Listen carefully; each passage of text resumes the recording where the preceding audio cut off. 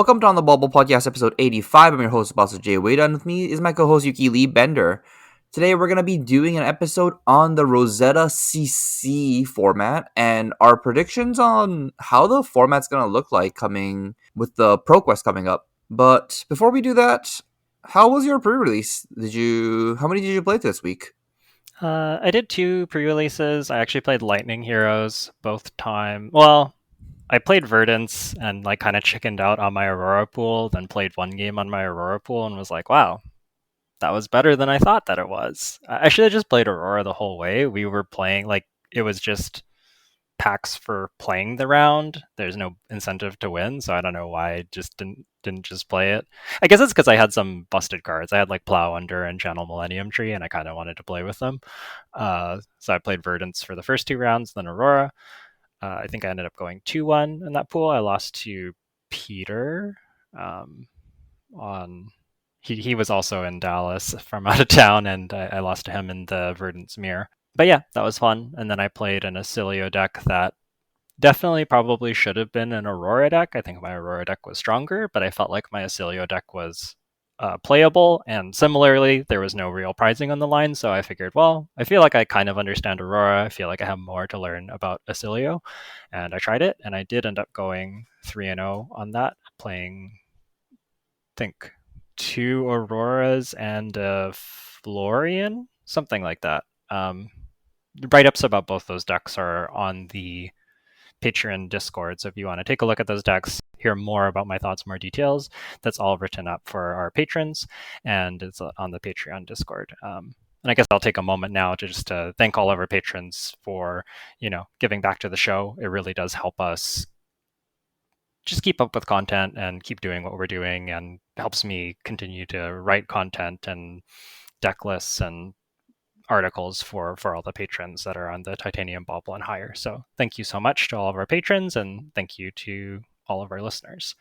So yeah, that was my pre-release weekend. It's been pretty fun. Aside from that, I've been doing some early CC testing. I wouldn't say that there's really a deck I've been focused on. I've been kind of playing 3 or 4 games of a bunch of different heroes right now, just to get a feel for how everything lines up.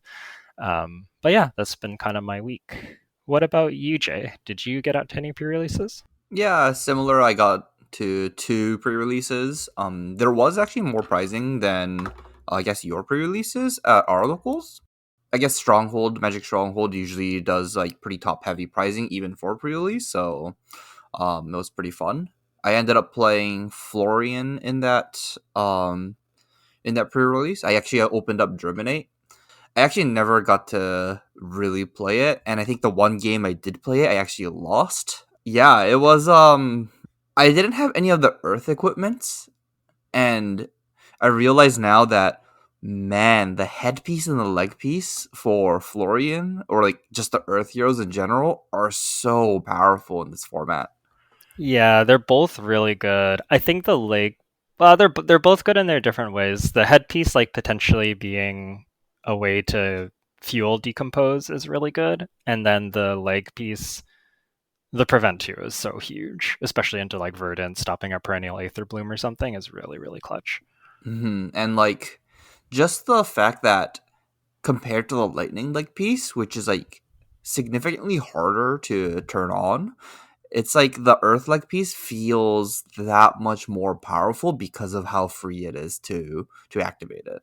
Yeah, yeah, I think I agree with that. I think the Earth leg piece is one of the strongest equipment in the format.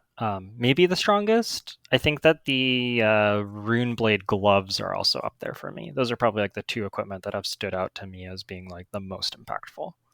That makes sense. But yeah, I ended up going 2-2 with my Germinate Florian deck. Very sad, but it was okay. And then in my second pre-release, I ended up playing Aurora, and you know what? She was fun. She has this issue of if my opponent's deck was good, I just didn't know how I could ever win. But if my opponent's deck was slightly not optimal, or just had a little bit of awkward cards in it, or I couldn't convert 4 cards, then Aurora just ran away with the game. But I played against a Florian that was being very efficient every turn, and got to like turn on their decompose, and I was like, how do I ever win this game? Like they just gained 12 life off me. Yeah, I do think in sealed the earth decks are very often the strongest decks in the like the I don't know, they have like the highest ceiling. There's just like so many good earth bombs. The earth decks are very efficient and the lightning decks are a little hard to come together. So I think that makes a lot of sense. But yes, I do think Aurora's fun. And I think in draft she's gonna be really good. Oh, I think so too. Yeah, and I also did get to fatigue a Florian with my Aurora deck, so Yeah, kind of like what we were talking about, right? Where you just keep swinging the weapon, keeps attacking them.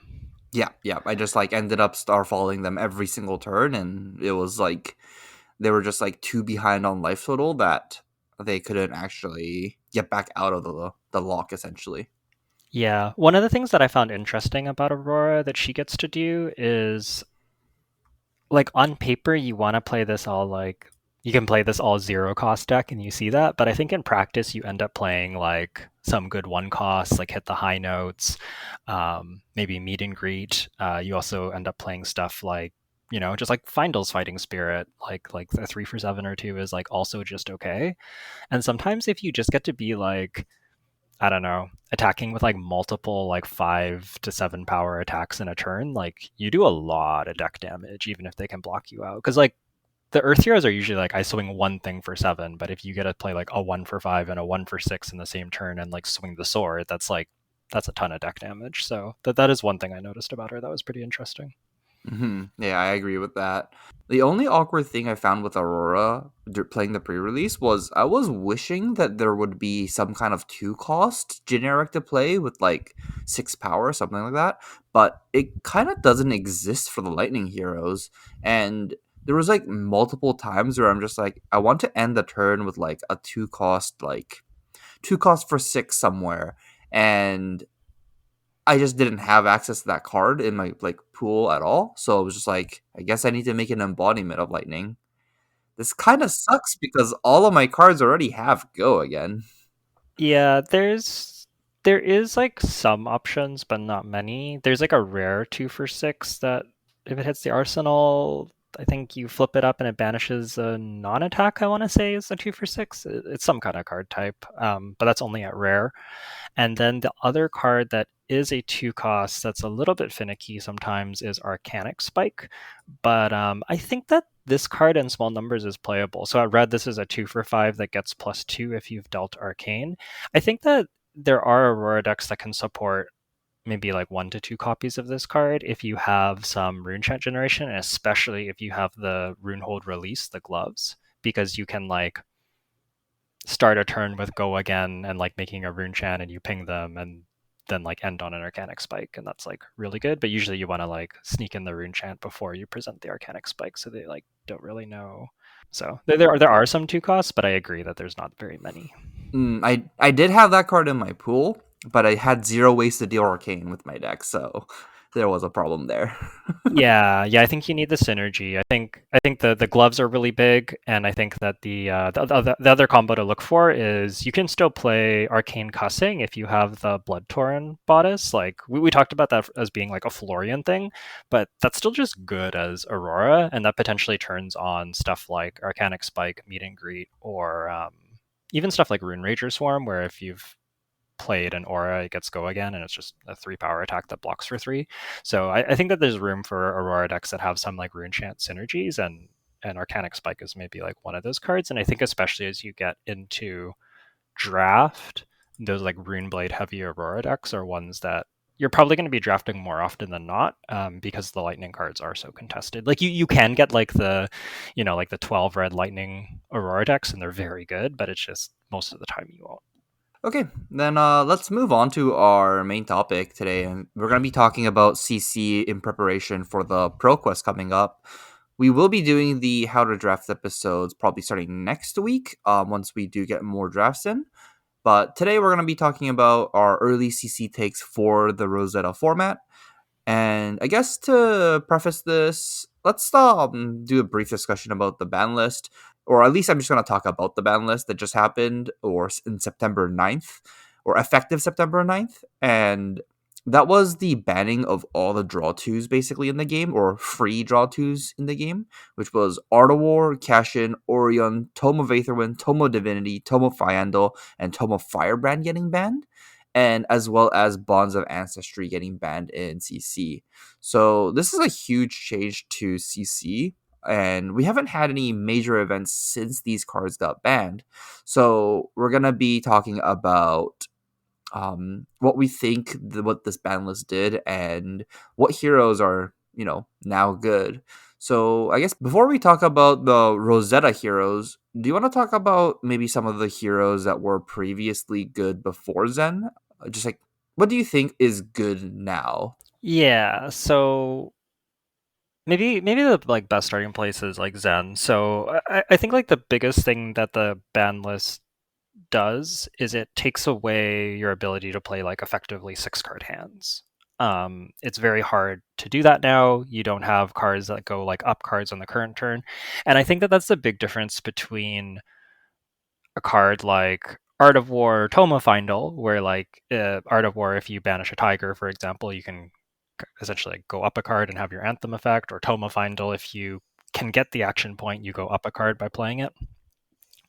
I think that's the big difference between those cards and something like Codex of Frailty, which, make no mistake, is essentially a draw two, but the ponder is delayed to the next turn, so it doesn't actually really increase the ceiling of the current turn, and more just is like accrued value over 2 turns. So I think that's sort of like the big incentive behind the bans. With all that being said, Zen obviously much weaker now. I think that he's probably a little bit underexplored and needs to be kind of rebuilt from the ground up. I'm not really sure that there's a compelling enough reason to build him, but Traverse the Universe is still very powerful. And he still does have access to some anthems if you build into the Tiger stuff, like Roar the Tiger, which I'm a little bit less high on, but also maybe like Head Leads the Tail and Jade Tiger Domain are like potential anthem effects that he can leverage in addition to Traverse to kind of go up cards. So I think that there's maybe some potential for Zen to be a deck in the format, although I kind of don't think he's going to be tier 0 because New and Victor are going to be really hard for you now. So I think that Zen like overall is a big loser from this ban, but I think it's like also he needs to be explored and maybe not may not be like a complete write off if I had to guess. Yeah, well, it feels like they're forcing us to play Zen the way that the devs was imagining him up to be, right? Because they were talking Yeah. about Crouching Tiger is supposed to be the main part of Zen, and Mhm. that really wasn't the main part of Zen before. Yeah, yeah. And you're still going to need combo. Like his hero text cares about combo, but with Bonds gone, there's a lot that changes with the deck, and with Art of War gone, there's a lot that changes. So it's kind of back to the drawing board with Zen. And I think with him going, there's quite a few things that change. So there's a few heroes I want to highlight that were like reasonably strong meta contenders last time, last meta, and are still kind of like on our radar. So maybe the first one is New. I think last meta it was kind of New and Zen were the top decks. Um, I think that New's still powerful. She's just kind of like fundamentally good deck. She gets to play Codex of Frailty. Um, I think whether you play Traverse or Mask of Recurring Nightmares, both have their merits and are very powerful headpieces. And she has just like a lot of very good disruption, as well as kind of like she ends up being good at fatigue because like her stealth cards banish. If you want to lean into Mask, you can kind of like run people out of threats. So I think she still does a lot of good things. But I think the big questions for New is the wider meta game that we're potentially running into going to be harder for her? I kind of think so. We've seen Assassin be really good at customizing what cards they have in their deck and building to beat something very specific. So like when the meta was mostly Zen, they can really concentrate on building to beat Zen. But when you have, maybe 10 different decks you're accounting for, it's a little bit harder. And then also Enigma being kind of unchecked a little bit now, potentially, could be hard for New too. I think Enigma was one of her worst matchups, and Enigma can maybe even dedicate more slots to the New matchup now if she wants to, now that she doesn't have to worry about Zen quite as much. Because I think previously Enigma was like really, really warped around beating Zen. My experience with the Enigma New matchup was when once Enigma was like teched out to beat Zen, then the matchup felt fair. But I think before Zen was like dominant and Enigma was like trying to do the things that she wanted to do, it made the new Enigma games kind of miserable for new, and it was just very challenging to even like contest some of her ward, because new just lacks the pure damage to break all of her wards. So yeah, I think Enigma is gonna be the biggest winner, right, from Zen going away. Yeah, potentially. And I think there's also like maybe other threats to new, right? Like we kind of saw Kasai and Dory, like dual wielder Dory, get really pushed out by Zen just because you don't have a fast enough clock, you don't have enough disruption, and like the numbers just kind of aren't good enough when he does 40 damage on one turn. But if those warriors come back into the meta, I could potentially see their new matchup being reasonable. I guess I haven't played much of that, but it's sort of just speculation. They have a bunch of D-reacts and good value. Have you played much of the like new dual wield warrior matchup? That matchup I think is really not great if you're playing Mask of Recurring Nightmares. They just like can play any kind of hand size very well, and they can play around the mask pretty easily.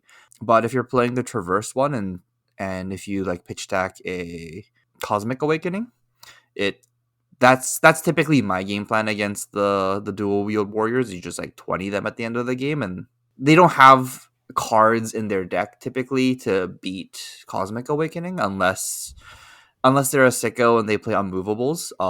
It's very hard for them to beat Cosmic Awakening at the end of the game. So that's what I found. Okay. So it kind of depends on if they know that you have Cosmic Awakening in their deck or not. And I think if they know and they play around it, it's really awful for you. But if they don't know and they don't play around it, then if they put themselves to like 9 life, then they could just implode. That makes a lot of sense. So definitely going to be interesting for new. There's going to be some new decks out in the meta that can potentially deal with her. She's going to maybe have some room to adapt as well, not needing to specialize as much for Zen. And I think she's still going to be a good deck, but and I could see her being a top deck, but I'm also not sure. Like I could also see her just being kind of that like tier 1.5 solid deck. That's like a bit of a meta call. So we'll see. It might be like news gonna be good just because like you go to these like small armories and you know who's there, so you know what they're gonna bring, and then that might be like the edge that new gets is like you bring her to small fields that you know who what people are playing, so you get to customize your deck for your locals, and then that might be like a strong new deck. Yeah, I think at PQ season in particular, she could be very good. And then maybe coming back around to Worlds, if the meta has solidified and gotten narrower, which it tends to do after we have like more time with the format, and also the tier 3 and 4 events tend to be narrower and narrower. New could again be a good choice for that. So it'll be interesting to see how she develops. She's sort of usually these like more reactive decks need to kind of respond to the meta around them. So we'll see what happens with new. Maybe moving on to Enigma, which you mentioned, which I do think is maybe the biggest winner. So right out of the gate, she lost what is easily her worst matchup in Zen. And I think that she's sort of doing the thing that Illusionist often does in a format where every deck needs a plan to beat Enigma. Like that's sort of like a starting point is like, how do you beat Enigma? And I do think that like some of the new Earth heroes have tools into Enigma, and there are potentially some aggressive decks that can have some good tools into Enigma. So depending exactly where those matchups land could affect like how powerful Enigma is. And I suspect her either to be like on top of the metagame if things don't adapt well enough to her, or being like a corner of like the triangle in the metagame where like maybe she's weakened to some certain aggressive decks but then punishes some of the dirtier decks. I think just like Illusionist often has this thread of being very good into like a certain number of decks and just kind of getting like a lot of equity out of those matchups. And then if they can shore up their other matchups to even be like 40% ish, that's usually enough to be a really solid deck. Because like if your bad matchups are 40 and then you get some like very favored matchups, you just like end up having a really good spread. And I kind of expect Enigma to at least wind up there. And maybe she could be on top, but it's a little or too early to say who's on top right now, I think. Yeah, Enigma. I really wish Enigma gets pushed down because I do want to play my new deck, but if she does become like a top contender, I might need to put New in like a corner of my room for like a couple months. Yeah, it's definitely possible. And she has I think Enigma has a lot of room to be explored as well because now you might be able to play more wards. Before Enigma was playing so many attack actions, often playing like Pummel, Phantasmaclasm, CNC, Weakest Link, and like really, really being warped around Zen. And I think you maybe have a little more flexibility to play more of those ward auras. I don't think you want to go all in on that plan. I think that we kind of know that that's not the way to build Enigma. I think you always want some of those attack actions and disruption, but being able to tech a little more into the board does potentially punish decks like New and maybe even decks like Victor. So um, yeah, Enigma has a lot of room to kind of adapt to whatever winds up coming out of this current metagame. So then, what about KO? KO was the top deck before Misspell came out, and Zen kind of wrecked the format. Where do you think KO will land in this metagame? I suspect KO is going to be pretty good. I think he lost what was definitely his worst matchup in Zen. I think that at top levels, Zen was very good into KO, and I've heard some people say that the Enigma matchup like is maybe a little bit tricky. I'm curious to see if you can beat it. But the big thing that KO has going for him right now is there's so many good 2 for 6s. Um, there was already Command and Conquer, which slotted right into KO right from the get go. Weakest Link, I think, is still potentially interesting. Both New and Enigma have a lot of no blocks, and the Lightning Heroes potentially have a lot of no blocks. And then the last card that's interesting is Erase Face. I think Erase Face is actually really good right now. It basically kind of shuts down all of the Rosetta heroes effectively. Like the Earth heroes can't decompose if they've been hit by it. Their text boxes are off because they don't have any Earth cards in their banish zone. If they can't, yeah, they like Felling of the Crown and Plow Under are just like essentially blank because they both can't decompose to get the disruption effect, and they don't get the power because there's nothing in banish. Aurora can't use any of her hero text. She can't turn on her weapon. Um, the channels, you can't keep the channels around. So I think Erase Face is like really good into all the new heroes. It's good into Runeblades like Viserai, who got some support. Like, he can't use his hero ability to get Rune Chance. He can't use Mauve Skies to get Go again.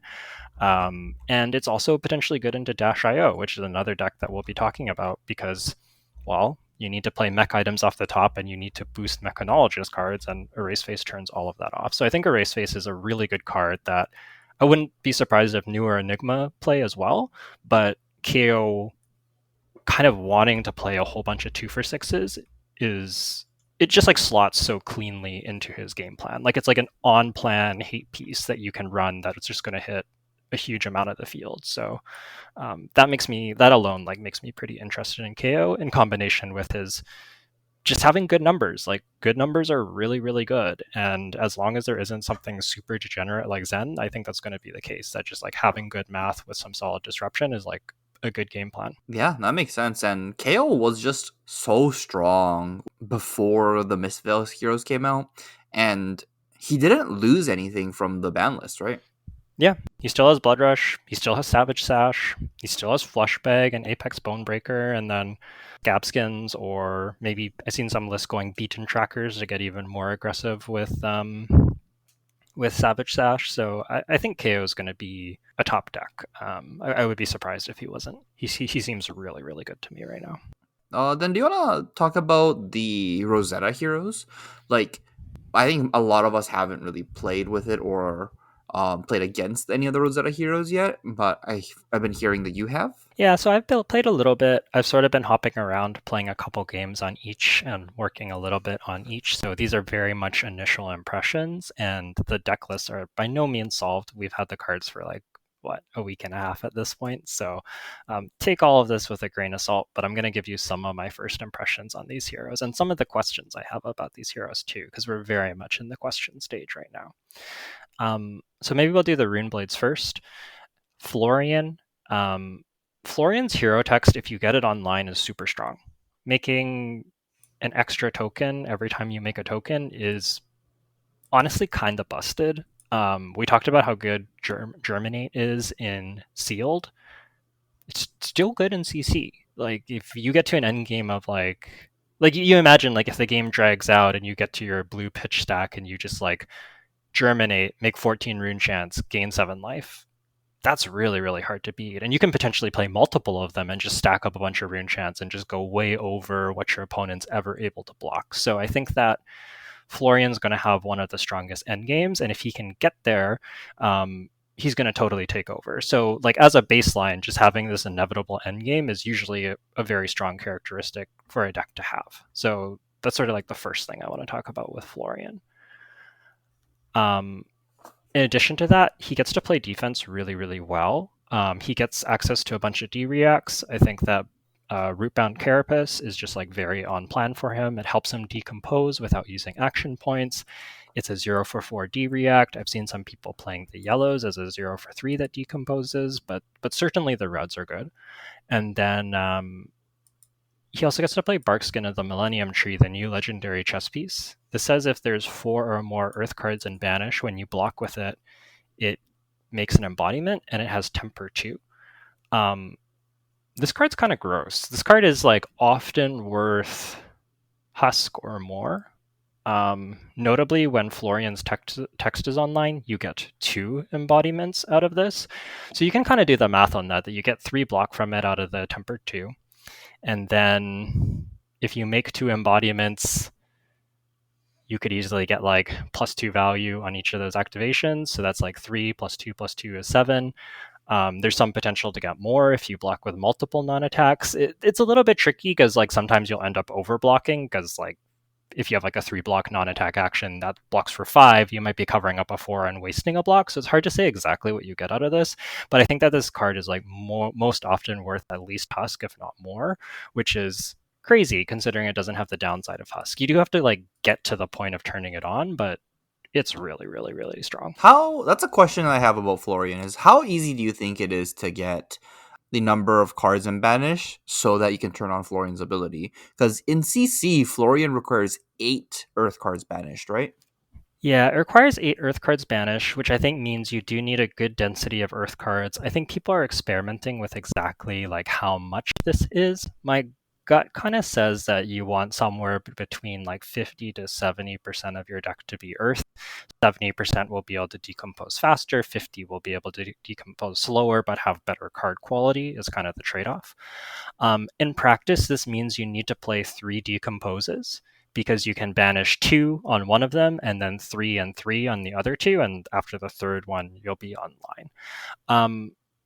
I would say that in my games, Florian gets online somewhere between turns like 4 and 6, typically. So that does mean that you need to have enough staying power in the game to be able to get there, especially against against the aggressive decks. You do need some defensive tools, but as we just talked about, he does have some of those. So I think you need to balance your defensive packages with your more aggressive options to deal with decks like Enigma. And that's going to be like kind of the sticking point for Florian is can you fit all of that into the same deck and deal with decks that need you to pressure like Enigma, as well as decks that need you to be able to play defense. But certainly his like defensive plan is really, really strong because he has so many defensive tools, and he also gets to play disruption, right? Like he can play Command and Conquer if he wants to, or any of those other ones, Weakest Link, Erase Face. But he also gets Felling of the Crown and Plow Under, which are both really good. Felling's the 3 for 8 decompose, and they put a card from their hand on the bottom, and Plow Under is the 2 for 6 yellow decompose that puts arsenals on the bottom. You need 4 cards in Banish, so the first time you decompose with them, they're not great, but or if they are your first decompose, they're not great. But yeah, Felling and Plow Under are very, very strong and very disruptive, and also help extend the game. Yeah, I think that makes sense. What's the weapon that you think Florian's gonna play? Do you think he's gonna be playing? Man, what is that? What is his Rotwood Reaper? Rotwood Reaper? Yeah. Do you think he's gonna be playing Rotwood Reapers or some other weapon? I don't think so. The main weapons I've seen are Dread Scythe or Reaping Blade. Reaping Blade is essentially a 1 for 3, and it says if one hero has higher life than the other, that hero can't gain life. Notably, it's symmetrical, so if you do have higher life and you try to play like Arcane Seed's life or Germinate, you won't gain life, which is the biggest downside of this weapon and the reason some people are playing Dread Scythe instead. But the basic idea behind Reaping Blade is you can pitch a red to be a 1 for 3, but often what you're doing is you're going Grasp Reaping Blade for 3 and 1, and then once Florian's online, that's 3 and 2 rune chance, which is really good. Pitching a blue for 5 is like very, very powerful weapon. Dread Scythe doesn't turn off your life gain, which is its main advantage. Additionally, if you have rune chance laying around and you can't grasp efficiently, you always get the arcane damage. So sometimes you like wind up in a spot where like maybe you had rune chance from last time and you can't grasp, and in those spots, Dread Scythe is going to be an additional 1. But then when you get to the end game and you can't do like the grasp swing Dread Scythe because it costs 3. It just does 3 and 1 every time. So in the end game, if all you're doing is swinging the weapon, it is weaker. It also has an anti-healing clause that's worth mentioning because of Verdance. It says if Dread Scythe has dealt damage, that hero can't gain life on it until the end of their next turn or something like that. Interesting, interesting. I guess not explored perfectly yet, but you think he's going to be a strong hero in the format? I think so, and he does have aggressive options for Enigma, so I think that there's potential there. Like he has like stuff like Bramble Spark. He has go again attacks like Rune Rager Swarm and Swarming Gloom Veil. He can make rune chants with things like incantations and arcane seeds in life, and maybe even Channel Mount Heroic. I don't know if you have room for it all, but Channel Mount Heroic is a hell of a card, and he does have some go again attacks. And also he has Summer's Fall as a Earth Decompose that tucks an aura that I think is really relevant into Enigma and possibly relevant into other spots. There's kind of like lots of auras in the game now, and tucking an aura is pretty strong on your 2 for 6 that progresses your game plan. So I think he potentially has tools into Enigma, but it does seem hard. So it's going to be a matter of if people can crack that matchup. And also I have questions about the new matchup, right? It's like very interesting. Her hero ability helps you turn on your hero ability if you block stealth cards because it just sends them straight to banish, but it also might be harder to decompose, which might be challenging. And then if you have like earth blues that attack for 5, that's good for new. But if you're playing 3-block non-attacks that are mostly just blocking cards like, I don't know, this round's on me or something like that, that's not so good for new. So there's like a lot of layers to the new matchup, and I haven't explored it, but I have a lot of questions about how that matchup plays. It's interesting at the very least. That's fair. I think the other thing that's going to be funny or like that might come up is if you have Earth Blues in your banish, you could play them and put them back in your graveyard and turn off your hero ability. Yeah, that's also a possibility, right? So there's like a lot of moving parts, and it's a little hard to evaluate, I think, until honestly both lists get solidified a little bit. I think New's like maybe a little more solidified, but she's going to adapt to the metagame a bit, and then Florian's very much still being explored. So it's a little bit of a tricky one, but I'm curious about that matchup. It's not obvious to me. It seems like there's things that are good for both sides, and it's not obvious to me which side actually has an advantage. On one hand, you would think that like Germinate would be really bad for New, but New might be able to rip cards and prevent you from playing Germinates, which could be bad. New also has like a strong endgame with Mask of Recurring Nightmares, so I don't know. It's very complex, and this is like a big question mark for me: is how New versus Florian plays. That's fair. That's fair. Then do you want to move on to the other Runeblade in the set? Yeah, so we can talk about Aurora. There's a number of aggro decks right now, Aurora being one of them. The other ones that we'll talk about being Dash.io and Viscerai, and maybe Ailio. I think that at least one of them is strong. I'm not exactly sure how they all stack up, but I can kind of talk about the strengths and weaknesses of each. So I think Aurora is probably the most consistent aggro deck. She converts hands really, really well. She can play like pretty redline and lean. I've seen kind of like anywhere from 9 to 15 blues in lists.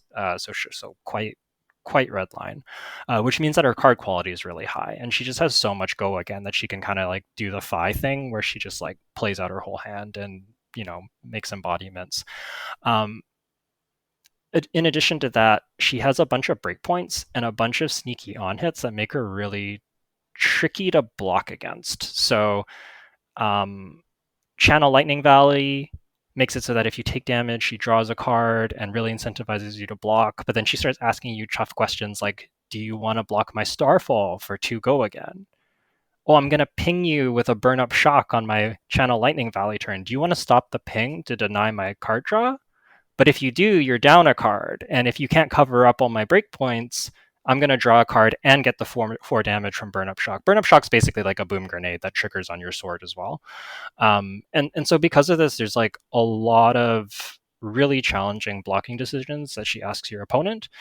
And she can also just like end on an embodiment and arsenal if you decide to take like maybe you give her the draw trigger, the burn up shock, and then she's just like, okay, cool, I'm gonna arsenal, make an embodiment, your go, and you're kind of stuck there. So it's very tricky to know like how much to hold back. Do you wait to block the snatch at the end of the chain link? Do you have to block early to get all the blocks out of your hand? It kind of reminds me of blocking versus Fi, where you're like, do I just have to like get the blocks in when I can get full value out of the block, or do I save it for an on hit? And there's this like guessing game throughout the blocking sequence that you really need to play, and it's made even more complicated by her having lightning press, which is like such a good combat trick. So I think she's like a very tricky aggro deck that can really like kind of size her attacks and sequence them in ways that are awkward. I am not excited about playing against Lightning Press again. In addition to this, Aurora gets access to Gone in a Flash, which is a 0-for-4 lightning attack that blocks 3, and says if you play in the first instant that you play, you may bounce Gone in a Flash to your hand. And if you do it before damage, it closes the chain link. It's kind of like Spectra or Phantasm, and you don't get the go again from Gone in a Flash, notably. But it also will fizzle stuff like a Sync Below on the stack. If they respond to your Sync Below, you don't get to sync. And if you do it after damage during resolution step, you still get the action point and it doesn't close the chain link. So there's like some trickiness there with Gone in a Flash. Lightning Greaves in combination with Gone in a Flash is very powerful. Lightning Greaves is a Battle Worn 1, Arcane Barrier 1 boots that has an activation where you can pay 1, destroy it, and until the end of your turn, instants get go again. So your instants net you an action point, so you can go like, Gone in a Flash, Electrostatic Discharge, give it +3, return it to my hand. I get my action point back. Gone in a Flash for 7, and you can potentially like keep doing that. So the value on Gone in a Flash plus Lightning Greaves is really, really, really strong. But there's also some instances it doesn't work with, right? Like it doesn't work with Lightning Press, for example, because you either don't get the damage from Lightning Press or you don't get to bounce Gone in a Flash. You kind of like can't get both out of it. So there's some instances it doesn't work with, but when you can do Gone in the Flash Lightning Greaves stuff, it's like really, really busted. Yeah, this sounds pretty good. How do we beat this Aurora deck then if it's starting to become a problem?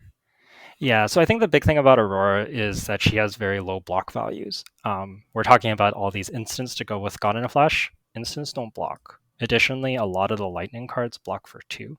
So she does have low block values, and she's potentially quite vulnerable to disruption as a result.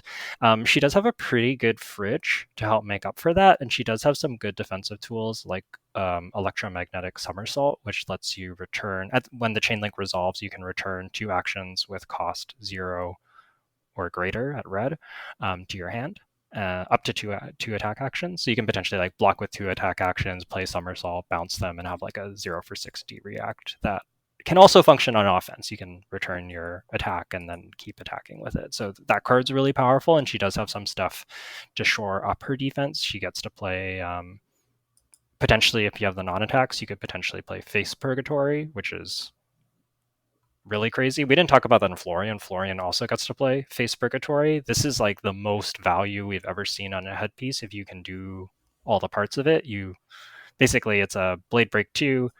If you block with an attack and a non-attack, you draw a card, your opponent discards a card. So if you're able to do the thing, this is like better than Balance of Justice in terms of value, and arguably better than Traverse. It doesn't let you like play a 6-card hand in the way Traverse does, but you get kind of 2 cards from the discard and the draw as opposed to the 1 card. That being said, it is also conditional. It's much harder to use. But yeah, Face Purgatory really strong, and both of the Runeblades get access to that. Okay. Anything else about Aurora? I feel like she's gonna be. She sounds like she might be like the top aggro deck in the format, at least from what I've been seeing so far.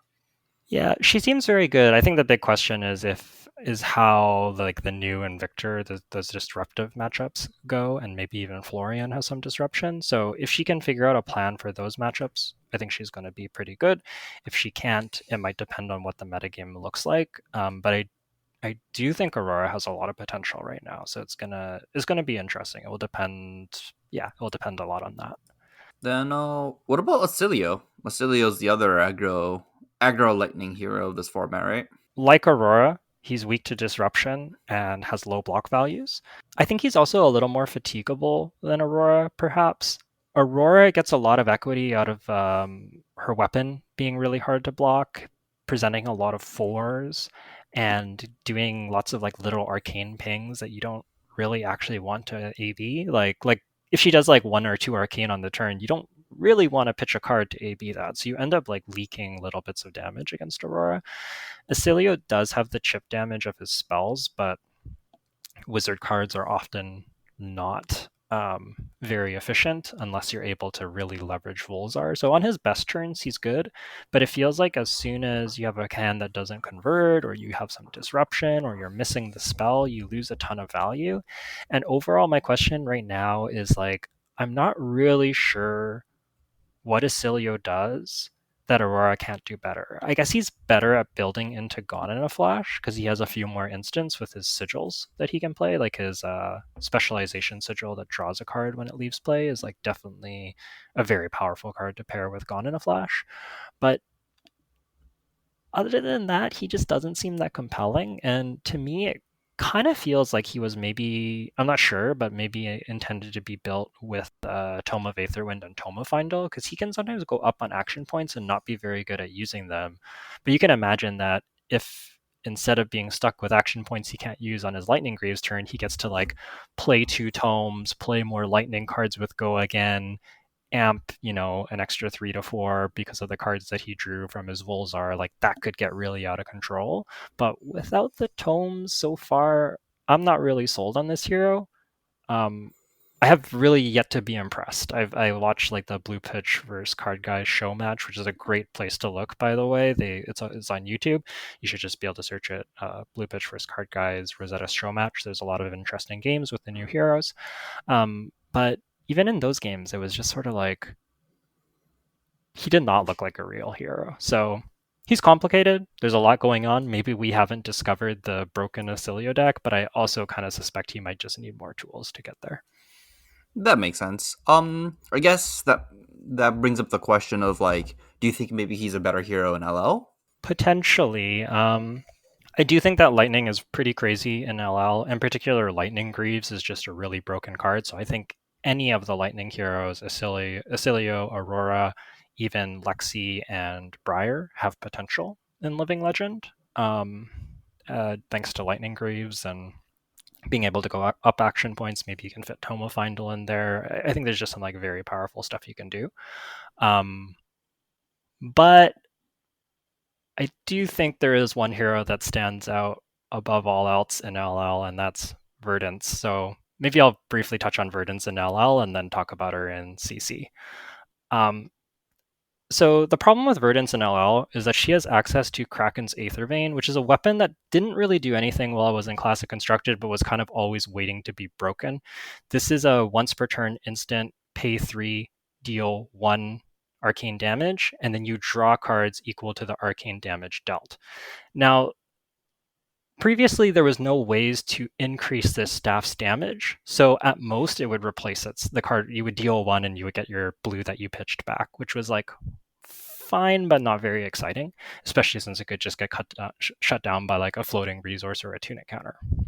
In LL, though, Verdance has access to her Majestic Meld card, Harvest Season Life, which gains a life, and then Amp's X, where X is the total life you've gained this turn.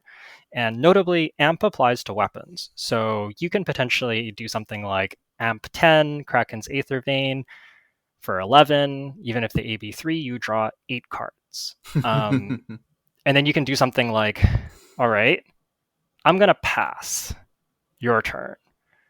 And then this deck gets to play a bunch of life gain with like Fruits of the Forest, Sigil of Solace, and so on. And so on their turn, you can go gain a bunch of life, crack Plume of Evergrowth. Is it? It's the Arya headpiece that pay 3, return an Earth instant or action to your hand, so you can get back Harvest Season. Play that, amp even more because you have all this life gain. Maybe you amp, I don't know, 20. Kraken's Aether Vein for 21. Draw 18 cards. Go. And then on your turn, the combo that you're playing towards is Thrive, which makes it so whenever an attack gains power, it gains that much +1. And then you play Fire Breathing, which you can pump resources into. And every time you pump a resource, it gets +1. But with Thrive, it gets +2. And I've seen like turn 2, like, here's Fire Breathing for 200. And it's like, so yeah, this deck is like really, really, really broken in LL. And so even though I think the Lightning Heroes have potential to be broken, I think until something's done about Verdance, like Verdance is undisputably like a huge problem in the format. I kind of suspect they're just going to ban Kraken's Aether Vein. Like, it just seems like a weapon that is either going to do nothing or completely break the format, but I don't know. We'll see. Okay. Yeah, I guess until there is gonna be an LL tournament, this will be legal for probably one event, right? Yeah, I think we have a Battle Hardened at Worlds is the next LL tournament. Ooh, that's a long time though. Yeah, and then there's some callings coming up at the end of the year, I think in December. So hopefully by then they'll have done something. But yeah, we'll see. Maybe some people will counter this, but I kind of don't think so. I think the fact that you get to like do it at instant speed on your opponent's turn is really, really broken. There is a counter to this. What is it? It's poison the well. Nah, it's no good. But you can just like if you just have 2 poison the well, they can't go off for 2 turns. No, but Poison the Well is only the next time they gain life is the problem. It's not all life gain for the turn. Yeah, yeah. So like it makes their combo worse, but it doesn't really. I don't think it really saves you. Like you probably almost certainly play Poison the Walls if you're playing LL right now, but I don't think it's gonna like make Verdance not win. Okay, that makes sense.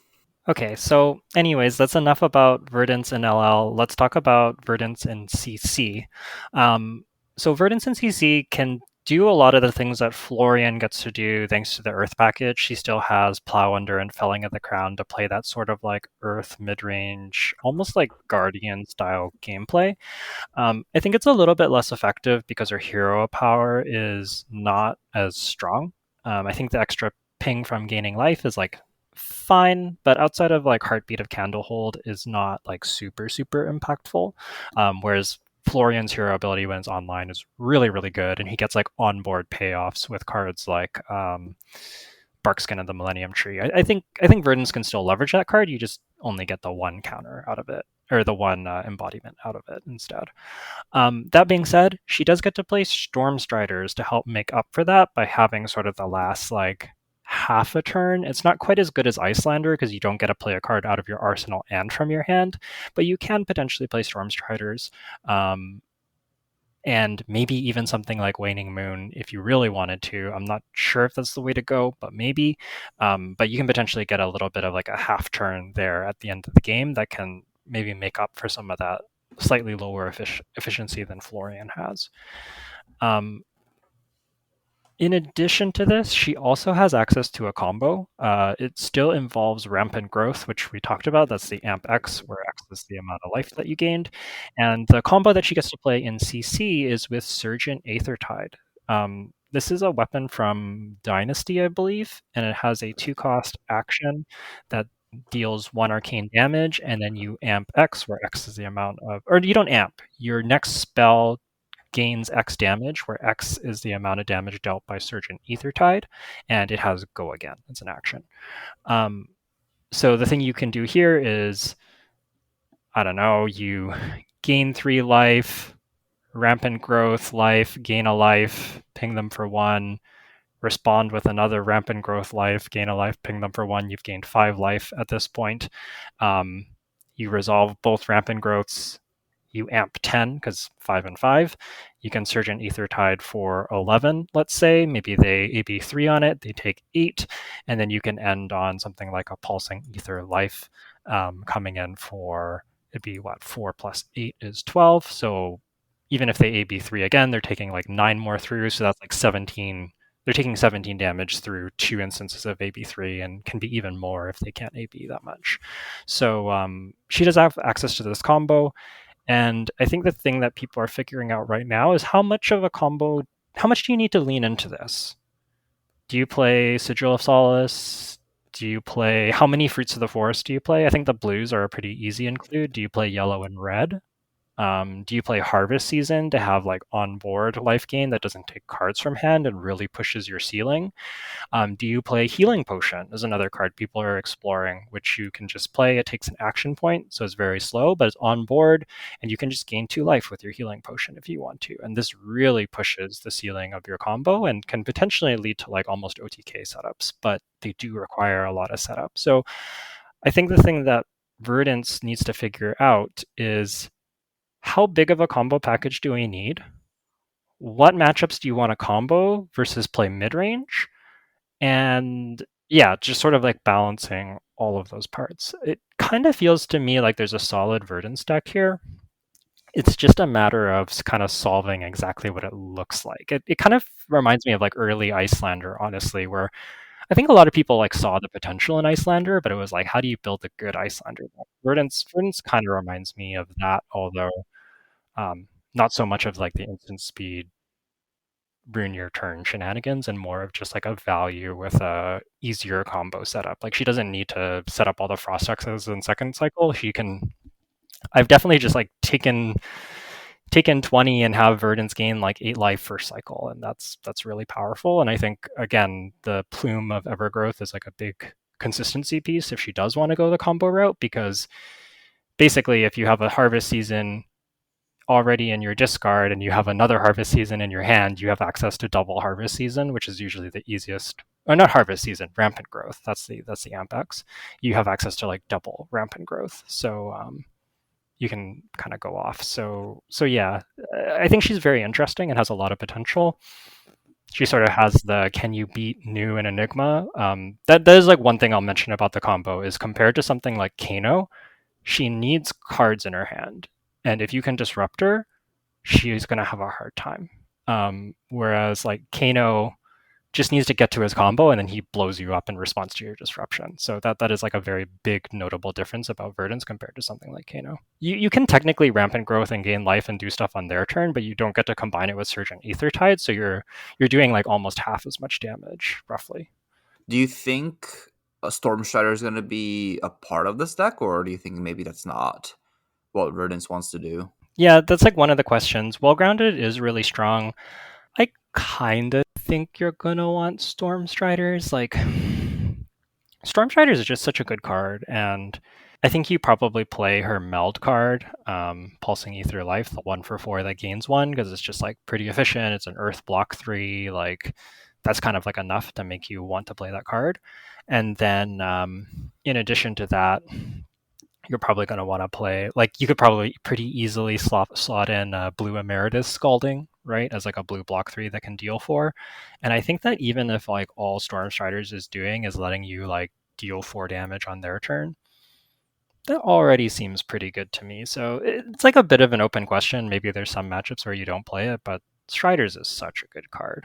Now, I guess the last question I have about Verdance is like, maybe we can play Verdance without any Earth cards, and like, when I mean any Earth cards, I mean like to not even try and like activate her hero ID, because she's just a wizard with 40 life, which we really haven't seen before, right? Yeah, I did kind of think about that, but then I thought more about the wizard cards, and the wizard cards are like not very good. Yeah, I guess that makes You sense. have a lot of Wizards. 1 for 4s and 0 for 3s. I think I think one of the things that's interesting about the Earth Heroes is I think at like first glance you go like, oh, I play all the Decompose, I play all the Earth cards, and I think that it's starting to become apparent that maybe you don't need all of them. Maybe you can play the premium ones like Rootbound Carapace, Plowunder, and Felling, and maybe like one or two others. Like you probably want Summer's Fall somewhere in the deck to deal with Enigma, but maybe you can have a smaller package and then have better card quality. And I think that's a big shift that I've been seeing kind of in general from Earth Heroes, and I think has been making them a little more robust. Because I think early on they're just like, yeah, I have all these cadavers, tillings, and fruits in the forest because like that's what's good in limited, and then you're just like, I have a lot of two blocks, and I need to play a long game to get my hero ability online, and just like it just doesn't. Like if a deck just wants to hit you, you just can't get there. So that has been a shift, and I think you're right about the general trend of it, but I think that completely ignoring it is like a little bit too far in that direction. Felling and Plow Under feel like some of the biggest incentives to be Earth, honestly. Okay, I think that makes sense. That makes sense. Anything else about the Rosetta heroes you want to mention before maybe we talk about some of the other heroes that might have potential in the format? Not too much. Overall, I'm pretty excited about most of the Rosetta heroes, barring Asilio, as you might have gathered. They all seem pretty powerful and pretty interesting. I'll be curious to see where they land. I sort of suspect that Verdance, Aurora, Florian will all be at least that kind of like tier 1.5, where it's a deck that you can play and can win with the right metagame or the right matchups. But exactly where they land is we'll have to see. It'll be interesting to see how they develop. Yeah, that's fair. Do you know which hero that you're going to be focused on first, or do you have a hero that you're going to be focused on first? Honestly, I'm not sure. I've been sort of splitting my time evenly between the three of them, and I've been trying to figure out what hero I want to focus on, but they're all like kinda interesting. I've been thinking about setting more time into Verdance. I feel like Florian lists are kind of getting figured out. So yeah, maybe Verdance or Aurora. Aurora also seems. I believe in Aurora quite a bit. I think, but I wonder if Aurora is the type of deck I want to play. The I tend to like more mid rangey decks, and she seems very much like an aggro deck, low blocking power. But maybe there's like a more mid rangey Aurora list. I know that like some aggro decks go on this like arc of being like super linear and singular in what they do, and then being like a little more flexible and mid rangey. So maybe there's a way to take Aurora that direction, but it's hard. Your lightning cards have so many two blocks and no blocks. Any hero without 3 blocks as their main cards tend to need to be aggressive, right? Yeah, yeah. She kind of reminds me of like Phi, but with some differences. Okay, then do you want to talk about some of the other heroes that can be good, or maybe some winners from the bannings of all the draw twos? Yeah, so I don't know if anybody stands out as a winner of the draw twos outside of like kind of what we talked about, like Enigma KO are the big ones.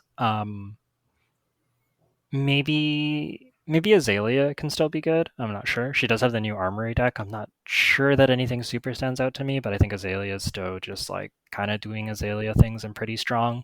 Warmongers might be more relevant now with there being more rune blades, which could hurt her though.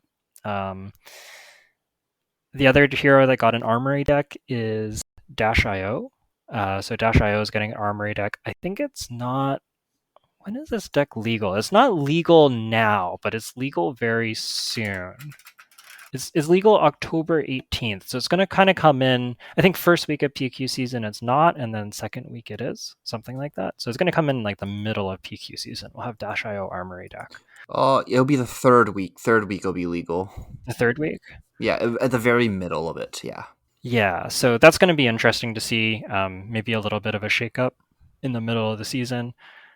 I think in particular, there's some like equipment, there's some powerful stuff in there. I think Max gets some tools out of there, but the card that really stands out to me right now is Cerebellum Processor. This is a zero cost mechanologist action item blocks for 0, like most items, and it has Crank. And it says this enters the arena with 2 steam counters. At the start of your turn, destroy this unless you remove a steam counter from it. So notably, 2 steam counters, it can potentially stick around for multiple turns, and has a once per turn action, 0 cost, draw a card. So even if you crank this, you can use it on the turn that it comes out, and then you can use it on the following turn, and you've essentially drawn 2 cards. It's also something that stays on board, and the draw card effect is particularly powerful in Dash.io when you know the card you're going to draw, and you can potentially boost to change the card on top of your deck, so you get some amount of card selection. This card, I was worried would be a little bit action point hungry. I was like, sort of fills a similar slot of Tome of Findle, where you need action points to draw the cards, because notably the draw card effect doesn't have Go Again on it, so you need extra action points, say from Achilles Accelerator or an item off the top with Crank or High Octane. But with the banning of all the tomes and the draw twos, Cerebellum Processor gives Dash.io kind of these like extra cards and being able to go above the 5-card hand size in a way that I don't know if any other hero can right now, which strikes me as really powerful. She also gets, she still has Spark of Genius as another sort of like get an item, draw a card right away. So I think that Dash.io is like maybe the highest ceiling aggro deck in the game right now, and that is pretty exciting. Again, the Blue Pitch versus Card Guys show match, there's a Dash.io deck piloted by, I believe it's Alan Lau, very, very successful Flesh and Blood player, very strong Dash player, and perhaps the game is like that might be closer to the top end of Dash.io, but man, does it look scary. Like some games she just goes like, here's 2 items, turn 0, I'm gonna play max velocity and just like completely murder you. So Dash.io is like definitely a deck I have my eye on. And I think the big question will be, like always for Dash.io, can you beat Disruption? And can you go over Fatigue? I think that Cerebellum Processor is a big tool to go over Fatigue, though. So I will say that. But there is still the weakness to Disruption. So that is sort of the question about Dash.io. But yeah, she seems like she has a lot of potential as far as aggro decks go to me. Yeah, that makes sense. And I guess a point that I wanted to make was the other Dash IE Inventor.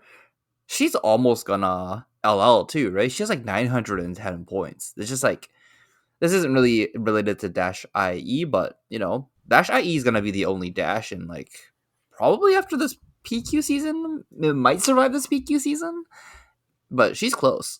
Yeah, that's a really, really good point. Dash IE is also close, and both of these dashes actually also got another new Majestic boost card from the Armory deck. Gonna find the exact text on it. Fast and Furious. So this comes only in red since it's a Majestic. It's a 0 cost 3 block Mechanologist attack action. It has boost. And it says if you've cranked this turn, this gets +1. When this is banished from boosting, put a steam counter on an item you control with crank. So 0 cost boosts are just like very premium in both of these heroes. If you're playing like Slab Dash, but if you're playing more of like a mid-range Dash, even in the regular Dash, I think you play this. And then obviously in Dash.io, this can be potentially like another 0 for 4, and it has the bonus of if you boost it off the top, you can put an item, a steam counter on an item you control, like maybe your Cerebellum Processor, and get a whole extra card out of it, or maybe your Boom Grenade. Like this card is really, really powerful as well. So I forgot to mention this one, but this is also a powerful tool that potentially both dashes get. And honestly, like one of the jokes I've been hearing is Armory deck max. This is sort of like another of those crankshaft style effects where you can put counters on your hyperdrivers for max, and then he gets there's some like temper 2, I think it's temper 2 mechanologist like boots or something like this, so he gets like more block out of his equipment suite than he used to. So yeah, the new equipment is also pretty exciting for a hero like Max. Makes sense. Any other heroes that you're keeping an eye out right now? Yeah, so the last 2 are the Runeblades that we had from before, Viserai and Vinset. There's, unlike some of the previous talented sets, I think that the generic class cards in this set are really powerful, especially for Runeblade, maybe a little bit less so for Wizard. But yeah, the Runeblade cards are very good. So Viscera is a deck that's kind of fallen off since losing Skeleta way back when, and then later losing Rosetta Thorn. He gets a whole bunch of tools. Rune Rager Swarm, another 3 for 0 go again, is like almost like another Swarming Gloomveil. Slightly worse, but very, very good. Machinations is a essentially like another Mauve Skies style effect that blocks 3 and is blue. Very nice. High Notes, Hit the High Notes is a 1 for 6 if you created an aura, which is essentially like a 1 cost Shrill that can potentially pair very nicely with Nebula Blade, and I think opens up a lot of options. Another 1 cost attack that goes with Nebula Blade is Snuff Out. This is a 1 for 5, and if it hits, you can destroy an aura, and if you do, your opponent discards a card. Notably, this is fantastic in Viscerai because, well, if you've played a non-attack, you play Snuff Out, you get a rune chant from Viscerai's hero ability, then you have a 1 for 5. On hit, you destroy your rune chant, they discard a card, which seems very, very good, giving him some disruptive options as well. And then I also think that Deadwood Dirge is a good card. This is a 0 cost non-attack action where you can destroy an aura you control and make 3 rune chants. Notably, if you've played a non-attack before this, then you played Deadwood Dirge. It doesn't need a target, so even if you have 0 rune chants, if Viscerai triggers makes a rune chant, you can make that rune chant, resolve Deadwood Dirge, destroy that rune chant, make 3 more rune chants, and you sort of have like a pseudo read the runes with Go Again. It's not quite that, but it's kind of close and can potentially enable stuff like I don't know, Amplify the Arcanate or Rune Flash that get reduced by rune chants. So Viscerai has a lot of tools, and I think is much, much stronger now, and is also in that same show match. Maybe we should put a link to that show match in the description. Okay, yeah, sure, we can do that. So yeah, I think Viscerai gets to do a lot of what he did. He plays mid-range well. He has some good solid math, has some very explosive turns with Mordred Tide, just like before, and Revel. But he has his classic weaknesses too, right? He still has Runeblade hands. He's still weak to Warmongers. So it'll be interesting to see how Viscerai shakes out. But my gut says he's at least a solid aggro deck, if not one of the better ones. That makes sense. And he also gets the headpiece, right? Like the Runeblade headpiece. Oh, true, true. Yeah, I kind of forgot about the headpiece. The headpiece kind of crazy. Yeah, Viscerai and Vincent also get the headpiece that we talked about. So yeah, exciting time to be a Runeblade, I think. Yeah, Runeblade got a big boost in this set. And it's kind of nice that Runeblade's getting a boost because, like, in the last Pro Tour, we saw like 0 Runeblades, right? Yeah, it was kind of crazy how Runeblade went from being like every set was Runeblade, and Runeblade was like, it was like always some flavor of Runeblade was like in the PT top 8, crushing the format as like one of the best decks, and then it was like between Rosetta Thorn leaving and Warmongers, it was like, what happened to Runeblade? Runeblade just disappeared, and now it feels like potentially Runeblade is somewhat back. Yeah, that's it'll. Yeah, we just have to wait to see if it is gonna be just like Florian dominating the meta, or if like the other ones can come back into, right? Definitely. Then what about Vincent? You said you were mentioning a little bit of Vincent. Do you think he also becomes better with the set? I think Vincent indisputably gets a lot better. She gets the headpiece that we talked about. She gets Deadwood Dirge, which I think is an incredible tool for her. That's the destroy an aura you control, make 3 rune chants. Notably, like when she starts the turn by banishing, like one of the problems that she has is like sometimes getting to your 3 cost rune gate cards can be really hard.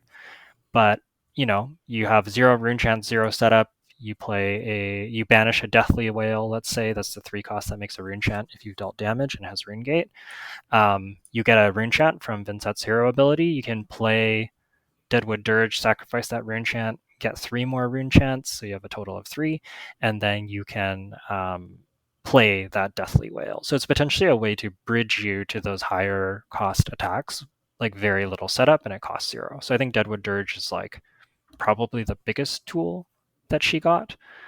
And in addition to that, she also gets Malefic Incantation, which is a 0 cost aura, and says when the first time you play an attack action, you trigger it, remove a counter, and get a rune chant, and it starts in play with 3 counters. So this can potentially allow you to chain multiple attacks together where, maybe you do a Deathly Wail that gets you 1 to 2 rune chants, depending on, like, maybe you use Vincent ability, get you take a damage, they take a damage, you close the chain, you get 2 rune chants, Malefic Incantation give you 1 rune chant, you have 3 rune chants, you can play another Deathly Wail, for example, as a potential play pattern with this card. So that also seems promising. And then the other card that I guess could also be mentioned in Viserai, but I think might be even stronger in Vinset, is Succumb to Temptation. This is a yellow 3-block Runeblade non-attack action that costs 0. And it has the Rattlebones text where if your opponent has taken arcane damage, you can play it as an instant. And it says the next time a Runeblade attack action hits, you reveal the defending hero's hand and choose a card, and they discard it. So you just like surgical extraction them or Thoughtseize them on hit, and you can flash this in if they take an arcane. And notably, it does have to be a Runeblade attack action that hits, which is a little bit tricky and makes this card like not good in the elemental Runeblades because they play so many elemental attacks, but potentially good in Viserai, and then maybe at its best in Vinset because of the what do you call it? Because of her ability to pay her hero ability and force through arcane damage. So Succumb to Temptation seems like a really nice tool as well. Okay, that makes sense. Yeah, I guess Vincent's hero ability. Yeah, I forgot about it. That you get to force arcane damage through if you really need to. The only room that they can force arcane damage through if you really need it to, right? Yeah, that is true. So yeah, pretty interesting. I'm not sure if Vincent's gonna be like top tier or anything. I think she still has her Vincent problems of the banish being mandatory. Sometimes you don't hit a blood debt attack and you're sad.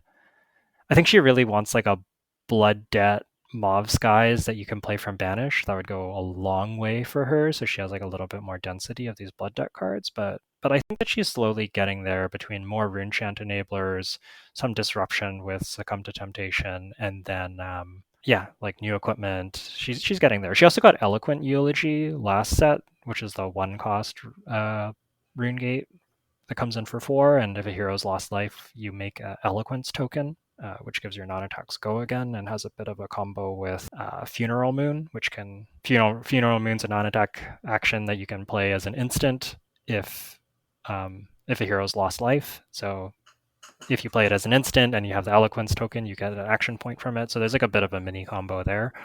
So it feels like Vincent's getting closer and closer. I'm not quite sure that she's there yet, but I think she's going to be way better than she was. And I think that with a little bit more support, she could be like a real contender for top tier. But I think also like don't write Vincent off. I think Vincent was very much this hero that's like, if you know what you're doing against her, you can't really lose to her. I think she's going to be able to take games off people now, just maybe not tier 1. That makes sense. That makes sense. Is there? I feel like that's all the heroes that we were planning to talk to, or sorry, we were planning to talk about. Anything else you want to say about the Rosetta CC format before we wrap up this episode? Yeah, I just want to say that it's maybe like one of the most exciting upcoming metas that we've had, both because there's a new set that looks impactful, but also because we've had the biggest ban that we've had. And I think that there's a whole bunch of other heroes that are worth considering that I didn't mention, like Usuri won the Pro Tour.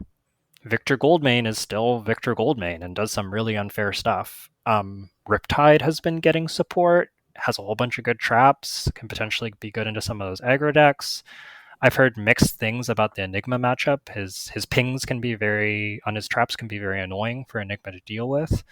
So there's Levia who lost Art of War, which is a considerable loss, but also got Call to the Grave, which I know Mansant was really, really excited about. So it's just like a blue that can put a card into you search your deck, you can put a card into your discard, which lets you get like recursive pieces for her if you want to. You can also just put Beast Within in there and trigger Beast Within and turn off Levia and get a card back. So there's like a lot of interesting stuff, and just because we didn't talk about a hero here doesn't mean that I don't think it has potential. I think there's so much to explore in this format, and don't be like, oh, Yuki and Jay didn't talk about this hero, or whatever tier list didn't talk about this hero, it must be dead. I don't think that's the case. I think that things are so open right now that if there's a hero you really like and you think that it has some potential, by all means explore it. We're probably missing stuff. Everybody that I talk to has a lot of questions right now about the format, so it's a great time to be deck building. It's a great time to be exploring, and yeah, really curious how PQ season and Worlds is going to go. I think it's pretty exciting metagame. Awesome. Do you know what deck you think you're gonna bring to the first PQ? I think if you are you gonna be back in Vancouver for the first PQ? Yeah, I'll be back in Vancouver for the first PQ. I may or may not be playing an event this weekend on release day. If I do, I might play New or Florian. I don't have cards for that many heroes with me, so it's like either New or Florian. Um, but yeah, I don't know. First PQ, probably either New or one of the new heroes. Yeah, New being like the hero from the old format that I was enjoying. I could maybe even go back to KO, honestly. KO seems really good and get to just play some good Fab Fundies. KO wasn't my favorite deck, but he's real solid. He has to play some nice Flesh and Blood. When I play him, I'm like, this deck is sometimes frustrating, but this deck is also just like kind of nice. It's like the most fundamental flesh and blood deck in the game, I think, is KO. Yeah, you just send some attacks that have some good numbers. You have a few on hits. You just do good. He's just like a good stuff deck, you know. Like he just has good cards and has good damage and good numbers and hits people and kind of goes, I have good math. Can you deal with it? And honestly, like a lot of the time the answer is no. It just feels like he's like well rounded. Like it's hard for KO to have like he can have unfavored matchups, but it's hard for him to have like a terrible matchup because he's just like my numbers are really good and I still get to play Blood Rush Bellows and Savage Sash, and sometimes I get to do unfair stuff and you die. So I don't know. Yeah, I feel like after experiencing the Zen unfair things, the KO unfair things feels very fair. Yeah, yeah, yeah. He's just like very solid, but not broken, if that makes sense. Yeah, yeah. Okay, let's wrap up the episode here then. All right. So thanks everybody for listening. Hopefully this was helpful to you and helps you get ready for your PQ season. Hopefully you're feeling excited about the upcoming metagame. I think it's a pretty interesting one. If you want to get in touch with us, feel free to reach out to us on social media. I'm at Yuki Bender and Jay is at Ueda J over on Twitter or X. You can also reach out to us through email at onthebobble@gmail.com, or you can get in touch with us through our Patreon Discord. That's available to all of our patrons, and if you want to check that out, you can at patreon.com/onthebobble. Thanks so much for listening, and good luck at your release weekend events and PQs. See you all next week.